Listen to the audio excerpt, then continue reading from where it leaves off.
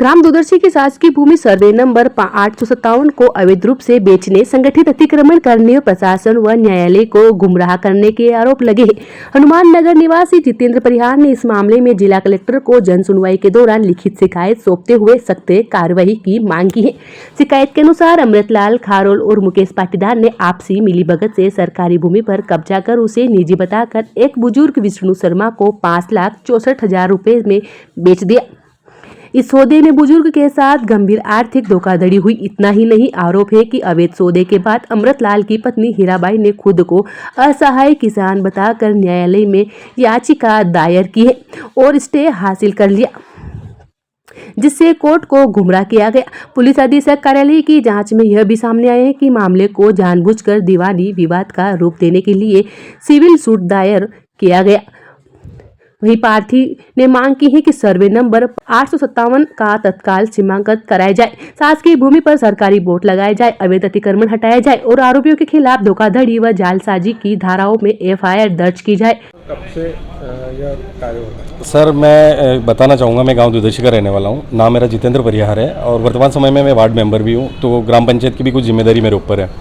वर्तमान समय में कुछ पाटीदार वर्ग के कुछ लोगों द्वारा और गांव में एक जो शासकीय कर्मचारी है यहाँ पर जिला पंचायत में अमृत खारोल, उसके विरुद्ध मैंने शिकायत 2 सितंबर से कर रहा हूँ और सतत सरकारी ज़मीन के मामले में उसके द्वारा विक्रय पत्र अपने पिताजी के साथ में मिलकर किया हुआ है और सरकारी ज़मीन को बेच दिया है।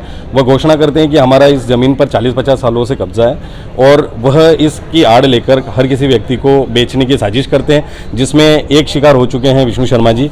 इन्होंने 5,64,000 रुपये में ज़मीन जो है अमृतलाल खारोल से खरीद ली और ये इस झांसे में आ गए कि 40-50 सालों से हमारा कब्जा है, हमारी निजी ज़मीन है और हम इसका चाहे जिस प्रकार से उपयोग और विक्रय कर सकते हैं। तो उसके ये शामिलात इन्होंने खरीदा। अब मेरा बस गवर्नमेंट से ये कहना है कि अगर गवर्नमेंट लैंड है और किसी को न अनुमति है तो वो किस प्रकार से बेच रहा है।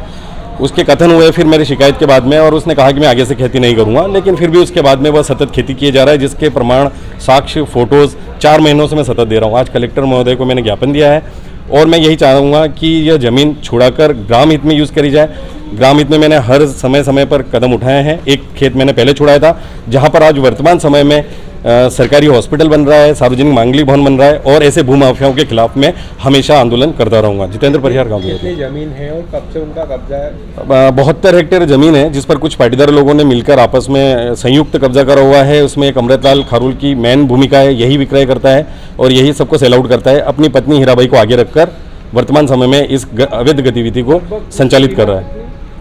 अनुमानित अगर रोड के हिसाब से भी देखी जाए तो करोड़ों में, और शासकीय ज़मीन का है तो शासकीय ज़मीन की जो संपत्ति है उसका कोई मूल्य नहीं है। कर ली, जिसके बाद भी सुनवाई नहीं हो पाई।